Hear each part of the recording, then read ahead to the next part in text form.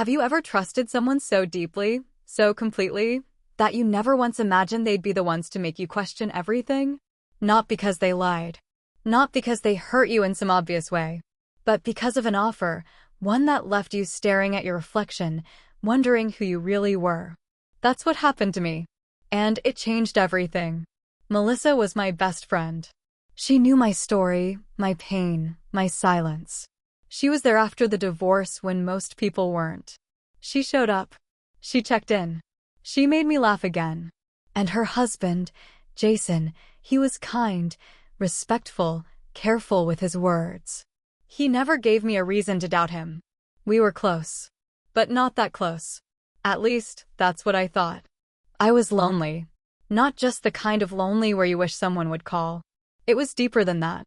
It was the kind of lonely where you start to forget what warmth feels like, what it feels like to be seen, really seen, without pity.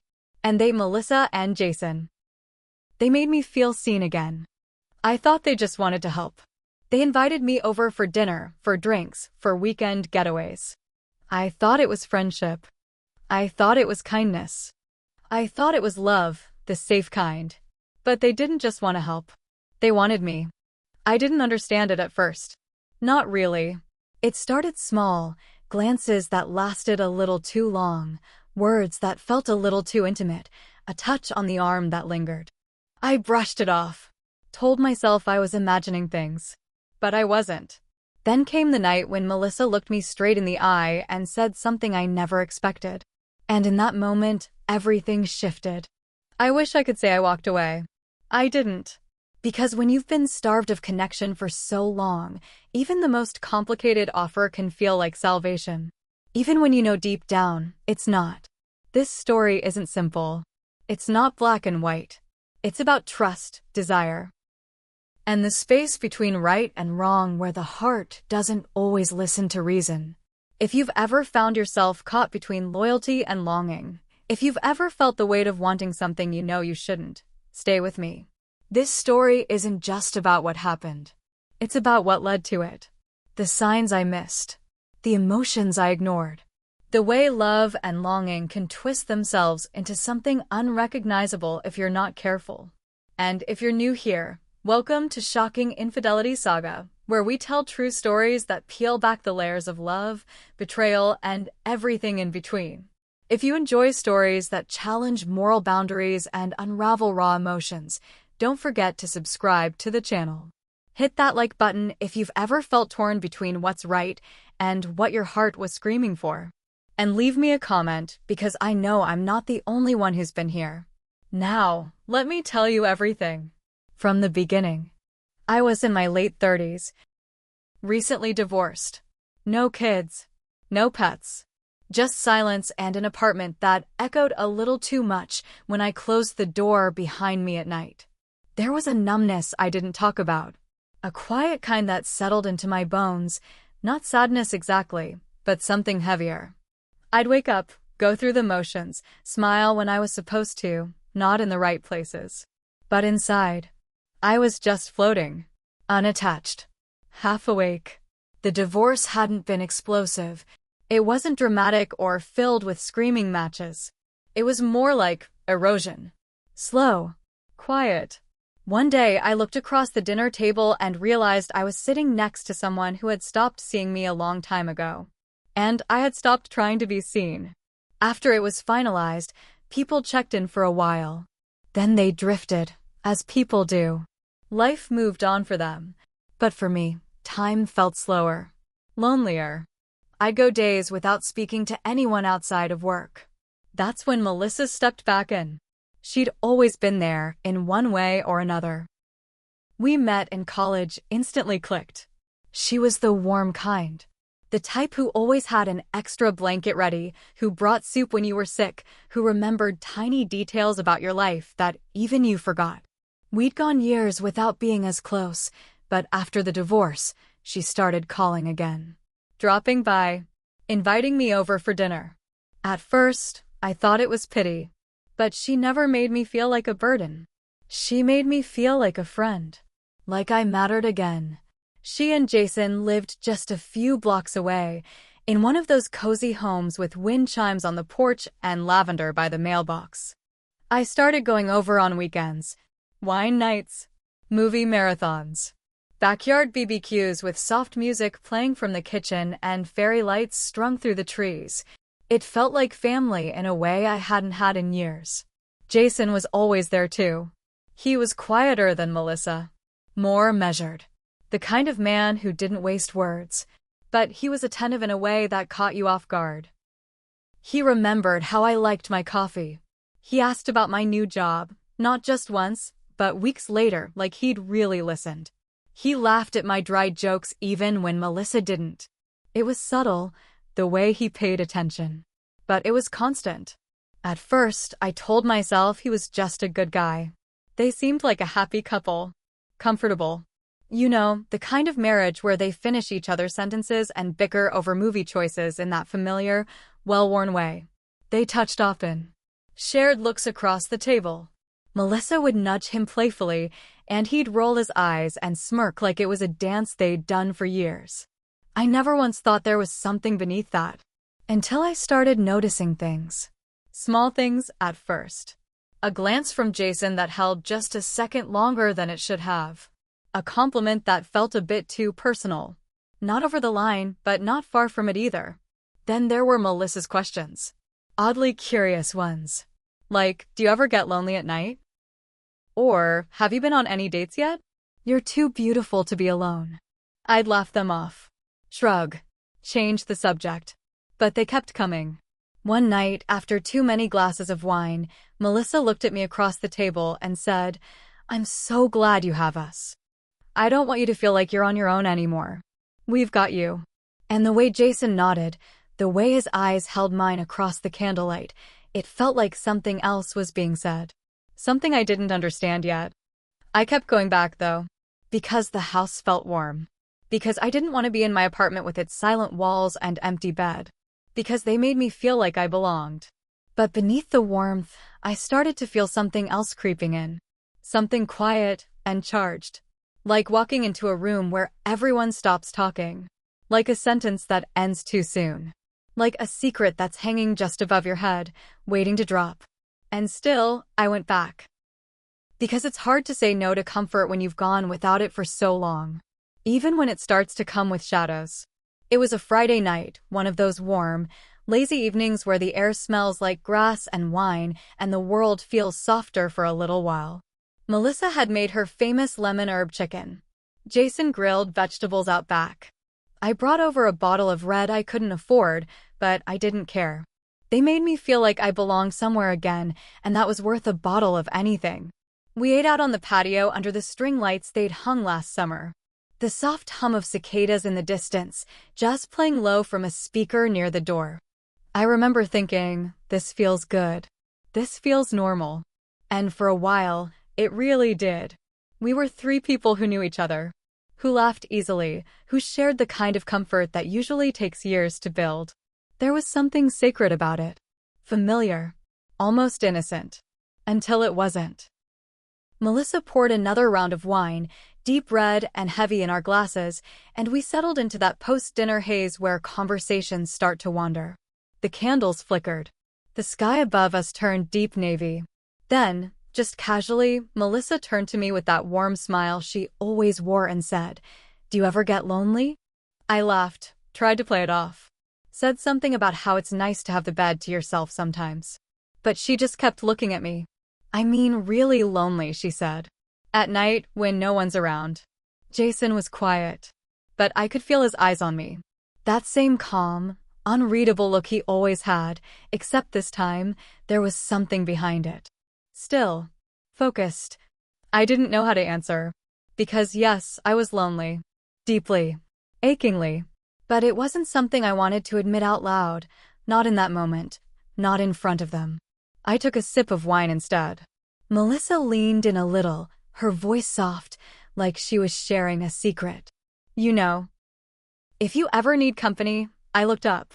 She smiled again, but this time, there was something different in it.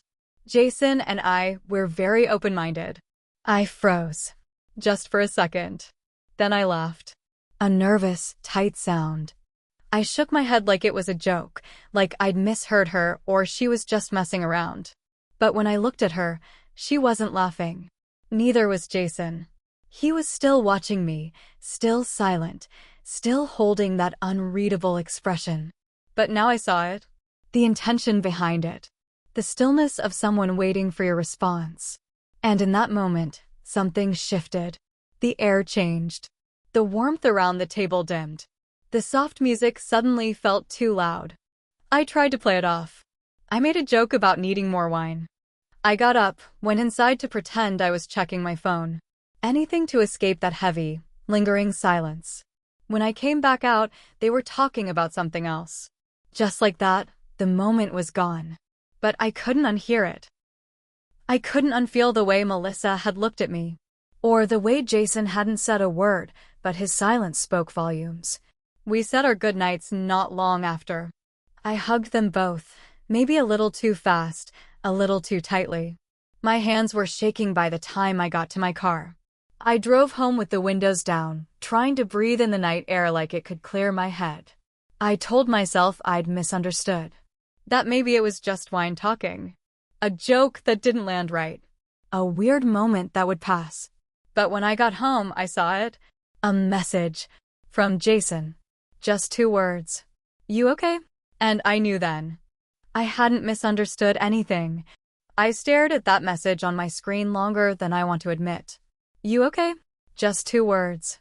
But they cracked something open. I must have typed out 5 different replies. Backspaced every single one. My fingers hovered over the keyboard while my mind spun in circles. Was this a trap? A test? Was Melissa sitting beside him while he sent it? Was she watching my every move, waiting to see what I'd do? I felt sick. But not because I didn't like it, because I did. And that terrified me. I ended up replying something simple. Yeah, I'm good. Just tired. No emoji. No punctuation. I wanted it to seem casual, cold, like I wasn't shaken. But I was. I couldn't sleep that night. I lay in bed, staring at the ceiling fan spinning slow circles above me, wondering how I got here. I told myself I hadn't done anything wrong. That nothing happened. That it was just an awkward moment fueled by wine and bad judgment. But deep down, I knew better. Because it wasn't just that night. It was the slow build-up. The glances. The closeness. The way Melissa had started hugging me a little longer lately, holding on just a second more than necessary. The way Jason would place his hand on my lower back when passing behind me like it meant nothing. But it didn't feel like nothing. I started replaying every interaction. Every little moment that might have been innocent or might have been something more. Like the time Melissa said, "You're glowing lately. Divorce looks good on you." Or when Jason brushed against my hand while reaching for the wine glass and didn't pull away. Just left his fingers there, grazing mine. Eyes on mine. Silent. I kept thinking, was I imagining this? Or had something been unfolding all along and I just didn't want to see it? It made me feel exposed. Wanted. In a way I hadn't felt in years. But also, guilty. Confused. Like I was floating outside my body, watching myself cross a line I didn't know how to erase. And then came the rationalizations. I wasn't married anymore. I wasn't cheating on anyone. I was alone. They were the ones who made the offer. Right? I wasn't doing anything. Not yet. But I was thinking. I was wondering. I was letting the thought live longer than it should have in the back of my mind. And that's what scared me. Because once you let a thought like that settle, it starts to make itself at home. I'd walk into their house and suddenly notice how Jason's eyes followed me. How Melissa would ask if I was dating yet and tilt her head in that curious, too knowing way. It was subtle. So subtle that if I brought it up to anyone, they'd think I was reading too much into it. But I wasn't. One night I had a dream, vivid, electric, and confusing. We were at their house. Jason's hands on my waist, Melissa behind me, whispering in my ear. It felt surreal and soft and wrong and warm and terrifying. I woke up sweating. Heart racing. I couldn't look at myself in the mirror the next morning. I kept telling myself, it's just a dream. It's just attention. It doesn't mean anything. But it did, because I kept thinking about it. And then, a few days later, Melissa called. Her voice was light, cheerful, like nothing had shifted. Like everything was the same. We're going up to the lake house next weekend, she said. Just us. Just the three of us. You should come. I froze. She said it so casually, so effortlessly. But there was a silence after her words that held too much weight. Just the three of us. I wanted to say no. I wanted to say I was busy, had plans, couldn't make it. But what came out instead was, yeah, sure, sounds fun. And, just like that, the line I hadn't meant to cross got one step closer. The lake house was even more beautiful than I remembered. Nestled by the water, surrounded by tall pines and silence, it felt like a place where time stretched differently. No traffic, no neighbors, no distractions, just stillness. The kind of stillness that makes you hear your own thoughts a little too clearly. Melissa greeted me at the door with a tight hug. Jason smiled, that quiet smile of his, the one that gave nothing away and everything at once. The house smelled like cedarwood and wine. There was soft jazz playing again, low and familiar, and a fire already crackling in the stone fireplace. Everything about it felt warm. Too warm. Dinner was simple: roast chicken, grilled corn, a salad that tasted like summer. We ate out on the deck, with the lake reflecting the moonlight and the trees swaying just slightly in the evening breeze. It should have felt peaceful. But underneath the laughter, the clinking glasses, the stories, was a hum. A low, steady hum of something else. After dinner, we stayed out there, wrapped in blankets, sipping wine. Melissa sat next to me on the lounge chair, her leg brushing mine. Jason sat across from us, his eyes flicking between us in that same quiet, unreadable way. At one point, Melissa reached for my hand. Just held it. No words. Her thumb traced slow circles across the back of mine. I didn't pull away. I didn't know why. Maybe I didn't want to. She looked at me and said, "You seem lighter here. Happier?" I tried to answer, but I could feel the heat creeping up my neck. Later, inside, Jason offered to massage my shoulders. Said I looked tense. I froze at first, but Melissa was right there, smiling softly like it was the most natural thing in the world. She said, "He's really good at it. Trust me." And I did. I sat on the floor in front of the couch while he sat behind me, hands on my shoulders. Strong, gentle, patient. He moved slowly, pressing into the knots with care. Melissa sat across from us, curled up with her glass of wine, watching. She didn't look jealous. She didn't look worried. She looked pleased. We talked for hours after that. The kind of late-night talk that feels like peeling back layers you didn't even know you had. Confessionals. Vulnerabilities. Jason asked me, "Have you ever thought about being with more than one person, emotionally?" The room went quiet for a moment. Melissa didn't flinch. She just looked at me, her gaze steady, her expression open.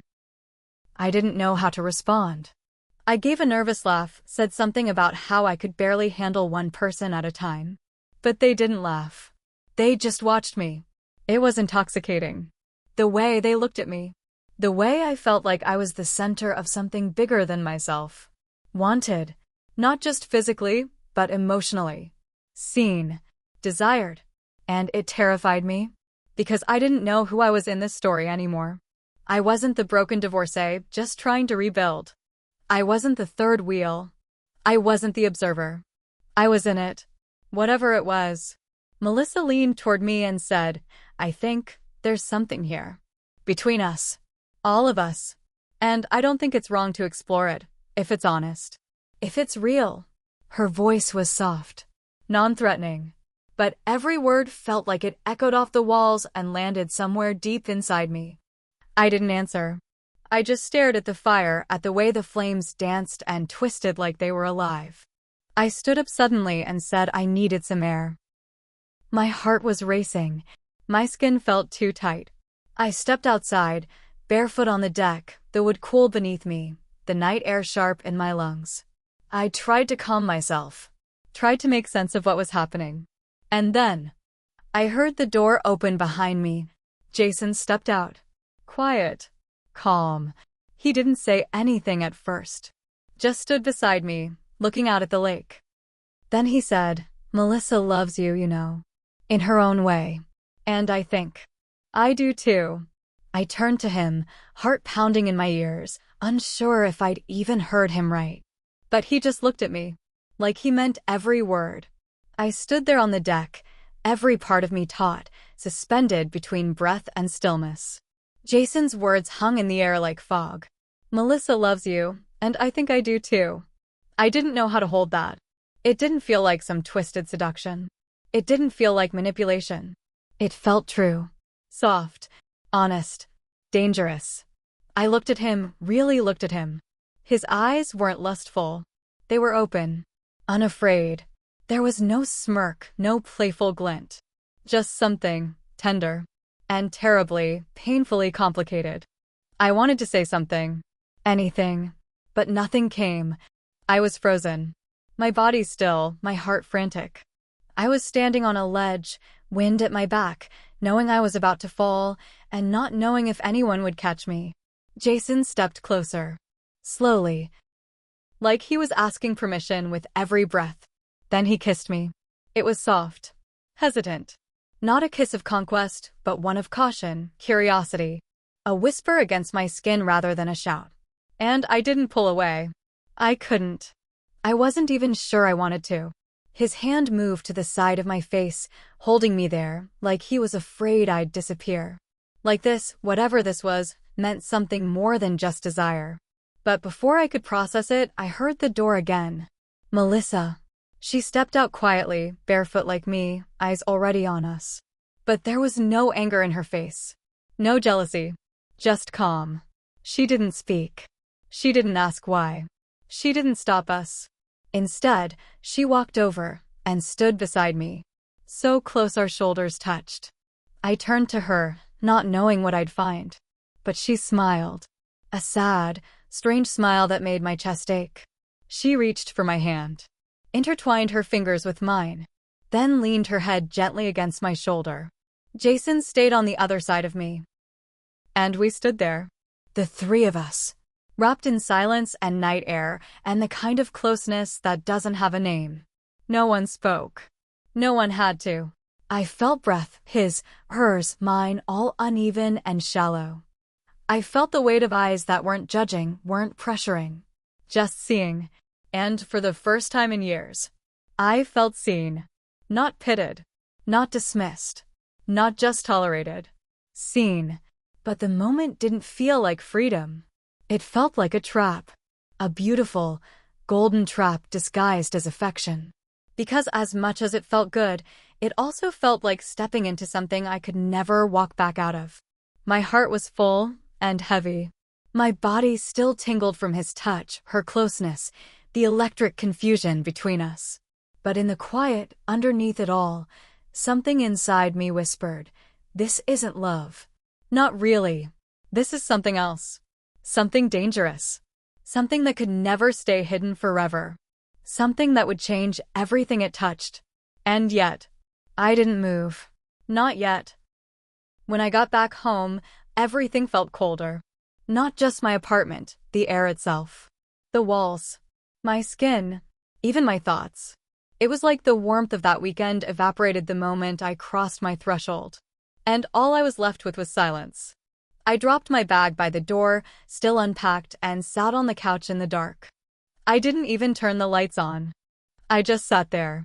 Let the quiet wrap around me like a question I didn't know how to answer. The next morning, Melissa texted me. "Hope you got home safe." Simple. Sweet. Normal. Too normal. Jason didn't text at all. Not that day. Not the next. Melissa sent a few more messages. Short ones. Casual. Like everything that happened between us hadn't really happened. Or like it had, but didn't mean anything. And that's what messed with my head. Had it meant something? To them?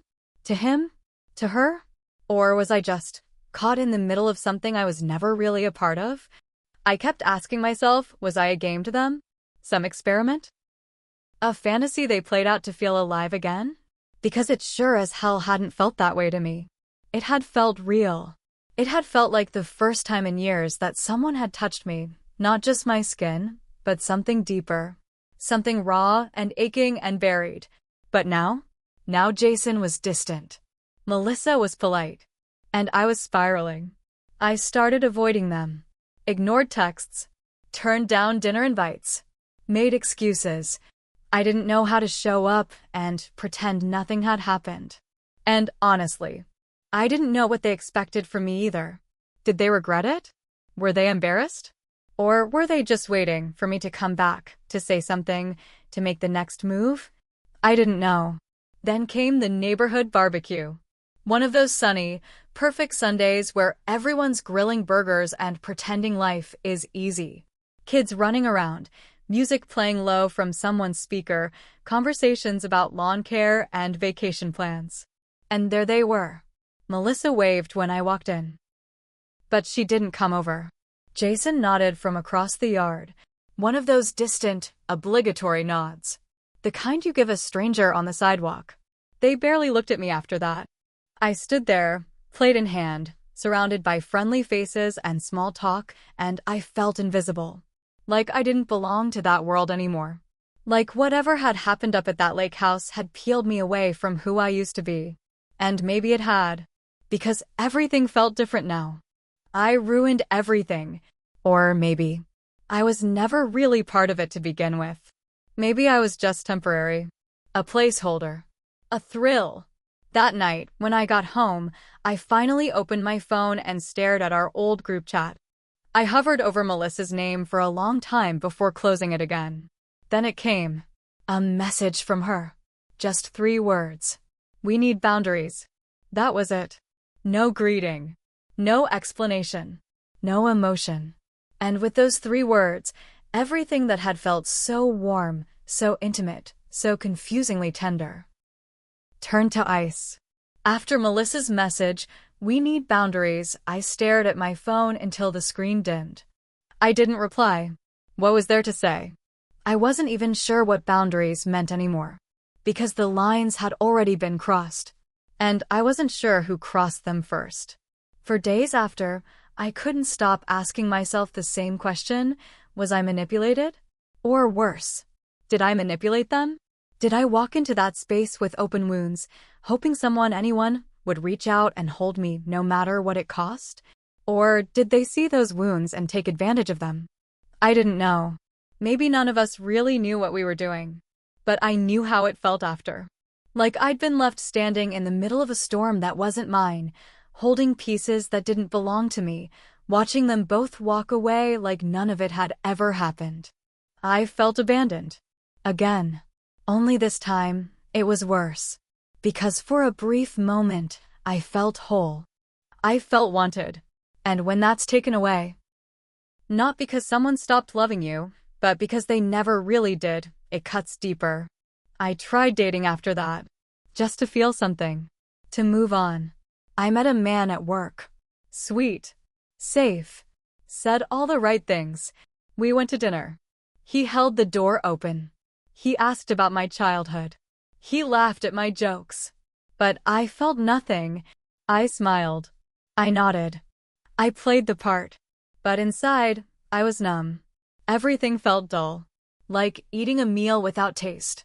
Because after the lake house, after them, I realized I wasn't just missing companionship. I was chasing that intensity. That edge. That impossible, dangerous warmth that made me feel alive. And nothing else came close. Melissa and Jason faded after that. The texts stopped. The invitations disappeared. At first, it was subtle. Like they were just busy. Then it turned into polite hellos at the grocery store. Half smiles at community events. A nod. A wave. Nothing more. The warmth was gone. The closeness vanished. Like it had been scrubbed clean. Like I had never meant anything at all. And that's the part that stuck with me. Because I still miss them. Both of them. Not just the feelings or the kisses or the nights by the fire. I miss the version of me they made come alive. I miss the feeling of being needed, desired, pulled into something bigger than myself. But it was never real. And deep down, I think I always knew that. Weeks later, Melissa and I finally spoke. Not in person. Not face to face. Just a message. She wrote, "It was a mistake. I thought I could handle it. But I'm not as strong as I thought." And I just stared at the words. She didn't blame me. She didn't apologize either. Just a quiet acknowledgement that what happened shouldn't have. And maybe that was her way of closing the door. Maybe she needed it shut before it burned down everything else. But for me, it was already ash. Looking back now, I understand something I didn't before. Love without rules isn't freedom. It's chaos disguised as passion. It pulls you in with promises of connection, of meaning, of breaking boundaries for something bigger. But in the end, all it leaves you with is ruin. And a silence that no one dares to fill. Have you ever been offered something that felt too good to be true?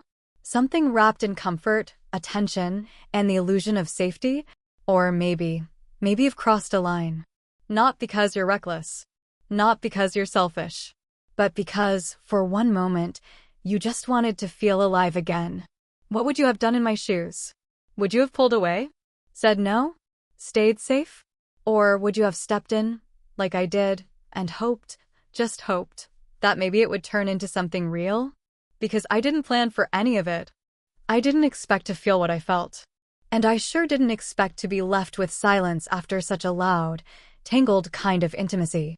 So now I'm asking you, was I wrong? Were they?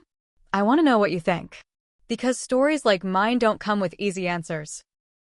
Leave a comment below. Be honest. Be kind. Or don't. Just say something. Because pretending it never happened doesn't make it go away. And if you've ever stood at the edge of something that challenged who you thought you were, if you've ever felt torn between the safety of rules and the pull of desire, then maybe you understand more than you think. Like this video. Subscribe. This space, Shocking Infidelity Saga, is where we tell the truths no one else wants to admit. Where we say the quiet parts out loud. Where we ask the hard questions, not to get answers, but to feel a little less alone. We all crave connection. That pull, that ache, that human need to feel seen, wanted, loved. But sometimes, the people we trust most, they're the ones who shake our sense of right and wrong to the core. And what starts as comfort becomes confusion. What starts as warmth turns to something darker. Something heavy. I thought I was walking toward healing. I thought I was stepping into something real. But in the end, just because someone opens a door, doesn't mean you have to walk through it.